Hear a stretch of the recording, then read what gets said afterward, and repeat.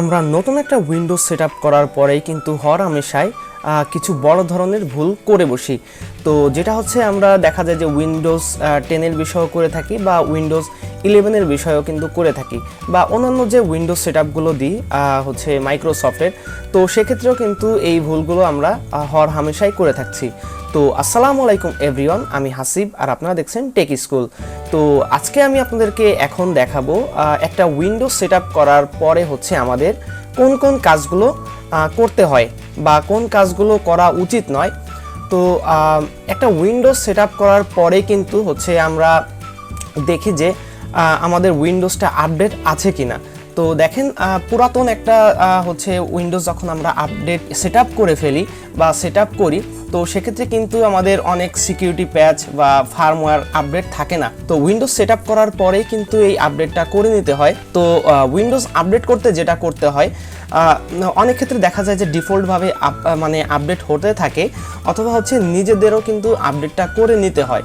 তো আপডেট করতে হলে যেটা করতে হবে, উইন্ডোজ 10 এবং হচ্ছে উইন্ডোজ 11 দুইটা সিস্টেমই হচ্ছে সেম। তো আমি হচ্ছে আপনাদেরকে এখন উইন্ডোজ 10-এর মাধ্যমে দেখাচ্ছি। তো স্টার্ট অপশনে ক্লিক করার পরে দেখেন এখানে সেটিংয়ে যাওয়ার পরে আপডেট অ্যান্ড সিকিউরিটি, তো এইখানে চলে আসতে হবে। এইখানে আসার পরে দেখেন আমার কিন্তু এখানে রিস্টার্ট নাও চাচ্ছে।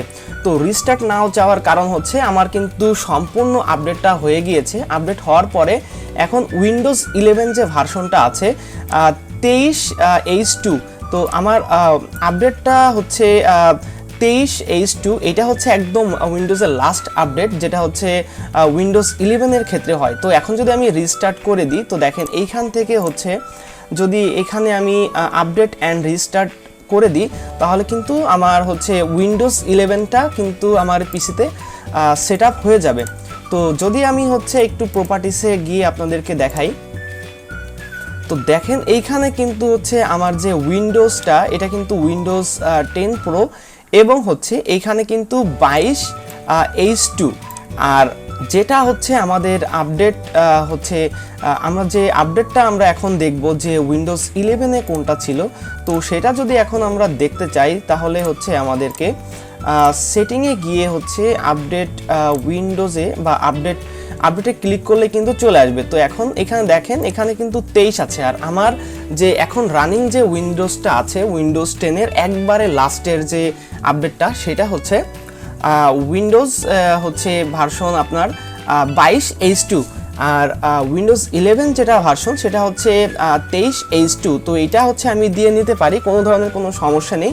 তো আপনাদের হচ্ছে যাদের উইন্ডোজ 11 পছন্দ হয়, তারা হচ্ছে 11টা আপনারা এখান থেকে আপডেট করে নিতে পারেন, কোনো প্রবলেম নেই। এবং এরপরে হচ্ছে আরেকটা বিষয় থাকে, সেটা হচ্ছে আপনারা দেখবেন উইন্ডোজ সিকিউরিটি। তো এই সিকিউরিটিটা একটু আপনারা ভালো করে দেখবেন যে আপনাদের সিকিউরিটিটা আপডেট আছে কিনা। তো সিকিউরিটিটা আপডেট দেখতে হলে এই যে দেখেন এইখানে কিন্তু এই যে মানে লাস্ট আপডেট যেটা হয়েছে 2 মাস 1 এবং হচ্ছে আপনার 2025 সাল। তো এটা কিন্তু হচ্ছে আমার একদম লেটেস্ট হচ্ছে যে প্রোটেকশনটা এইটা। আর এইটা হচ্ছে যদি আপনি দেখা যায় যে অনেক ক্ষেত্রে এটা অফ থাকে বা যদি হচ্ছে আপনার অফ হয়ে যায়, তো এটা কিন্তু অবশ্যই আপনাকে হচ্ছে উইন্ডোজের সিকিউরিটিটা সেটা কিন্তু আপনাকে অন করে রাখতে হবে। যদি আপনি দেখা যায় যে অন না করে রাখেন, তাহলে কিন্তু বিভিন্ন ধরনের ভাইরাস অ্যাটাক হতে পারে আপনার পিসিতে, বা হচ্ছে মানে আপনার দেখা যায় যে আননোন যে অ্যাপসগুলো আছে বা সফটওয়্যারগুলো আছে, সেগুলো কিন্তু অটোমেটিক ইনস্টল হয়ে যেতে পারে আপনার পিসিতে, যেটা কিন্তু আপনার পিসির হেলথের জন্য বা পিসির জন্য খুবই খারাপ। আর এখানে দেখেন যে device security, apps and browser control, তারপর এখানে দেখেন firewall and network, account protection, তারপর হচ্ছে ভাইরাস যে প্রোটেকশনটা আছে। তো এইগুলা কিন্তু সবগুলাই আপনার হচ্ছে টিক মার্ক থাকতে হবে। তো টিক মার্ক থাকলে কিন্তু আপনি বুঝতে পারবেন যে আপনার হচ্ছে পিসিটা খুব ভালোভাবে প্রোটেক্টেড আছে। আর আমরা অনেকেই কিন্তু হচ্ছে বিভিন্ন ধরনের বাজার থেকে হচ্ছে মানে সিকিউরিটি যে সফটওয়্যারগুলো আছে ওইগুলো ইউজ করি কিনে।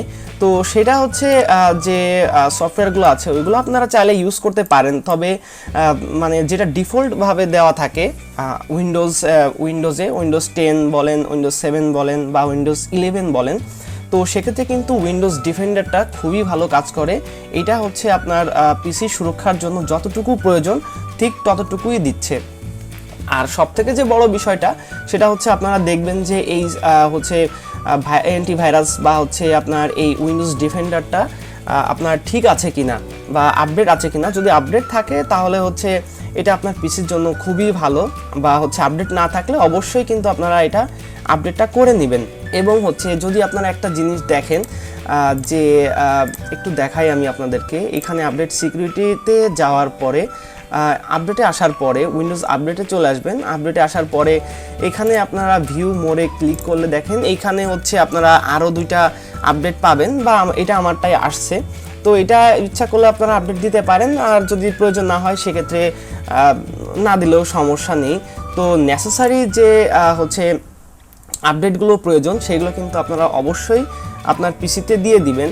এবং আপনারা চেষ্টা করবেন যে হচ্ছে উইন্ডোজটা সেট আপ করার সাথে সাথেই হচ্ছে যাতে করে দ্রুত আপডেটটা করতে পারেন সেরকমভাবে হচ্ছে আপনারা আপডেটটা অন করে দিবেন। বা অনেক ক্ষেত্রে দেখা যায় যে আপডেট অন করা লাগে না, অটোমেটিকলি কিন্তু আপডেটটা হয়ে যায়। তো এক্ষেত্রে কিন্তু আপনারা আপডেটটা কোনোভাবেই অফ করবেন না হচ্ছে, তাহলে কিন্তু দেখবেন যে আপনারা একটা কাজ করতে গেলেন বা বিভিন্ন ধরনের কাজ করতে গেলেন তখন কিন্তু পিসিটা আপডেট চেয়ে বসে বা উইন্ডোজ মাইক্রোসফট আপডেট পাঠিয়ে দেয়। তো সেক্ষেত্রে কিন্তু আমাদের কিছু করার থাকে না, অটোমেটিকলি কিন্তু পিসিটা আপডেট হতে থাকবে। এটা কিন্তু একটা অবশ্যই পেনফুল বিষয়। তো সেটা যদি আপনারা হচ্ছে নেক্সটে নিতে না চান তাহলে ট্রাস্ট মি, যখন হচ্ছে আপনারা উইন্ডোজটা সেট আপ করবেন, সেট আপ করার পরপরই কিন্তু উইন্ডোজটা আপডেট দিয়ে দিবেন। তো এটা উইন্ডোজ 11-এর ক্ষেত্রেও হতে পারে বা হচ্ছে উইন্ডোজ 10-এর ক্ষেত্রেও হতে পারে, কোনো ধরনের কোনো সমস্যা নেই। এটা আপনারা আপডেট করে নেবেন মাইক্রোসফট থেকে 3.5 নেট ফার্মওয়ার্ক। তো এইটাও কিন্তু হচ্ছে আপনাদের আপডেট করে নিতে হবে বা হচ্ছে সেট আপ করতে হবে। তো উইন্ডোজ আপডেট হওয়ার পরে দেখবেন যে অনেক ক্ষেত্রে কিন্তু হচ্ছে 3.5 যে নেট ফার্মওয়ার্কটা আছে এটা কিন্তু আপডেট হয়ে যায়, আবার অনেক ক্ষেত্রে দেখা যায় যে এটা আপডেট হয় না। তো সেক্ষেত্রে যেটা করতে হবে আপনারা হচ্ছে গুগলে এসে 3.5 নেট ফার্মওয়ার্ক লিখবেন, লিখলে কিন্তু হচ্ছে মাইক্রোসফটের অফিসিয়াল ওয়েবসাইটটা পেয়ে যাবেন। এখানে ক্লিক করবেন, ক্লিক করার পরে এই যে দেখেন এখানে লেখা আছে মাইক্রোসফট নেট ফার্মওয়ার্ক 3.5। তো এইটা যদি হচ্ছে আপনাদের পিসিতে সেট আপ করা না থাকে তাহলে প্রথমত যে প্রবলেমটাই আপনারা পড়বেন যে বাংলা যে আমাদের সফটওয়্যারগুলো থাকে যেমন হচ্ছে বিজয় 52 কিবোর্ডটা, এটা কিন্তু আপনারা ইনস্টল করতে পারবেন না আপনার পিসিতে বা সেট আপও করতে পারবেন না। তো সেক্ষেত্রে কিন্তু অবশ্যই আপনাদেরকে মাইক্রোসফট নেট ফার্মওয়ার্কটা সেট আপ করে নিতে হবে। তো আপনারা কিন্তু হচ্ছে মাইক্রোসফটের যে অফিসিয়াল সাইটটা আছে তো ওইখান থেকে হচ্ছে আপনারা এটা হচ্ছে নামিয়ে নেবেন। তো এখানে যদি আমি ক্লিক করি তাহলে কিন্তু আমাদের এটা চলে আসবে আমাদের পিসিতে, এবং হচ্ছে তারপরে আপনারা হচ্ছে সেট আপটা করে নেবেন। তো আমি তো বললামই যে সেট আপটা করার পরে হচ্ছে দেখবেন যে আপনার যে সফটওয়্যার ইনস্টলেশন এগুলো কিন্তু হবে, বা তাছাড়া কিন্তু হচ্ছে এই বিজয় 52 বা বিভিন্ন ধরনের যে অ্যাপসগুলো আছে সেগুলো কিন্তু আপনারা মানে সেট আপ করতে পারবেন না। তো সেক্ষেত্রে কিন্তু অবশ্যই আপনাদের নেট ফার্মওয়ার্ক 3.5টা আপনার পিসিতে সেট আপ করে নেবেন। তো এরপরে দেখা যায় যে আরেকটা ভুল হচ্ছে মানুষ করে বসে বা অনেকেই করে বসে, তো এই ভুলটা কিন্তু আমিও করতাম। তো সেটা যদি আমি আপনাদেরকে একটু দেখাই, তো এখান থেকে যদি হচ্ছে আমি একটু লিখি, ওকে। তো আমি যদি হচ্ছে এখান থেকে কন্ট্রোল প্যানেলে যাই, তো হচ্ছে কন্ট্রোল প্যানেলে যাওয়ার পরে দেখেন এখানে কিন্তু হচ্ছে প্রোগ্রাম অ্যান্ড ফিচার। তো এখানে যদি আমরা ক্লিক করি, ক্লিক করার পর এই যে দেখেন মাইক্রোসফট ভিজুয়াল C++। তো এই যে হচ্ছে C++ গুলো আছে এগুলো কিন্তু আমরা হচ্ছে না বুঝে শুনে এখান থেকে আনইনস্টল করে দিতাম বা হচ্ছে ডিলিট করে দিতাম। তো এটা কিন্তু কোনোভাবেই করা যাবে না, আপনারা হচ্ছে এটা না বুঝে করতে পারেন। তো এটা কোনোভাবেই আপনারা করবেন না, যেটা আমি করেছিলাম। আমি করার পরে হচ্ছে আমার যেটা হয়েছিল দেখা যায় যে অনেক ক্ষেত্রে অনেক সফটওয়্যারগুলো রান করতো না, বা হচ্ছে উইন্ডোজে ইরর চলে আসতো এবং দেখা যাচ্ছে যে আবারও কিন্তু নতুন করে উইন্ডোজটা সেট আপ করার প্রয়োজন হতো। তো এটা ডোন্ট ডু দিস, তো এই কাজটা আপনারা কখনোই করবেন না, ভুলেও করবেন না। মানে যেটা আপনার প্রয়োজন নেই সেটা হচ্ছে আপনি আনইনস্টল করতেই পারেন। যেমন এইখান থেকে এটা আনইনস্টল করতে পারেন, বা হচ্ছে এই যে উইন্ডার বা হচ্ছে ওয়ান্ডার শেয়ার, ফিল্মোরা, যদি এইগুলো আপনার না লেগে থাকে তাহলে সেগুলো আপনি হচ্ছে আনইনস্টল করতে পারেন। কিন্তু মাইক্রোসফট ভিজুয়াল C++ যেগুলো থাকবে আপনার পিসিতে, এইগুলো কোনোভাবেই আপনি হচ্ছে আনইনস্টল বা হচ্ছে ডিলিট করবেন না। তো অনেকে কিন্তু এই ভুলটা করে থাকে, তো এই ভুলটা কিন্তু করা যাবে না। ওকে, তো এরপরে হচ্ছে আরেকটা বিষয় হয়ে থাকে, সেটা হচ্ছে আপনারা ক্লিক করবেন হচ্ছে তো এখানে হচ্ছে যেটা করবেন, এই নিচে চলে আসবেন, নিচে টাস্ক বারে আসবেন। তো টাস্ক বারে আসার পরে হচ্ছে এই যে টাস্ক ম্যানেজার, তো এখানে ক্লিক করবেন। ক্লিক করার পরে আপনাদের যেটা করতে হবে, দেখবেন যে অনেক ক্ষেত্রে আননেসেসারি সফটওয়্যারগুলো হচ্ছে পিসি চালু করার পরপরই কিন্তু অন হয়ে যায়। তো সেগুলোকে হচ্ছে আপনি কিভাবে কন্ট্রোল করবেন, বা হচ্ছে যাতে আপনার পিসিতে কোনো ইফেক্ট না ফেলে বা পিসিটা স্লো না হয়ে যায়, তো সেক্ষেত্রে আপনার যেটা করতে হবে, স্টার্ট আপে ক্লিক করবেন। তো স্টার্ট আপে ক্লিক করার পরে তো দেখেন এইখানে কিন্তু হচ্ছে গুগল ক্রোম আছে। তো এটা কিন্তু আপনি চাইলে এখান থেকে ডিসেবল করতে পারেন, তো আমি এটা ডিসেবল করব না। তো আরেকটা জিনিস দেখতে পারেন যে এই যে মাইক্রোসফট ইডিজিই, তো এটা কিন্তু আমি হচ্ছে আমার এইরকম অবস্থায় ছিল, এই যে এরকম অবস্থায় ছিল। এখন আমি যদি আপনাকে দেখাই, এরকম অবস্থায় ছিল, ঠিক আছে। তো এটা কিন্তু এখন ইনেবল অবস্থায় আছে। তো আমি যদি এখন এটাকে ডিসেবল করে দিই তাহলে কিন্তু এই যে এখন ইনেবল আসবে। তো এখন যদি আমি এটা ইনেবল করি, এটা কিন্তু হচ্ছে ইনেবল হবে। ইনেবল হওয়া মানে হচ্ছে আপনার কম্পিউটারটা যখন আপনি অন করবেন, অন করার সাথে সাথে কিন্তু এই সফটওয়্যারগুলো ব্যাকগ্রাউন্ডে রান হওয়া শুরু করবে, যেটার কারণ হচ্ছে আপনার উইন্ডোজটা একটু স্লো হয়ে যাবে। তো যেই সফটওয়্যারগুলো আপনার প্রয়োজন নেই বা যেই প্রোগ্রামগুলো আপনার হচ্ছে প্রয়োজন পড়বে না ব্যাকগ্রাউন্ডে, তো সেইগুলো কিন্তু আপনি চাইলে ডিসেবল করে রাখতে পারেন। তো সেক্ষেত্রে কিন্তু আপনি আবার এই যে উইন্ডোজ সিকিউরিটি যেটা থাকে হচ্ছে নোটিফিকেশন, এইটা কিন্তু আপনি আবার হচ্ছে ডিসেবল করতে যাবেন না। তো এটা এরকমই থাকবে। বা হচ্ছে এই যে ফোন লিঙ্ক, এটা যদি আপনার এই যে দেখেন, এটা কিন্তু আপনি মানে হচ্ছে আমি ডিসেবল করে রেখে দিয়েছি।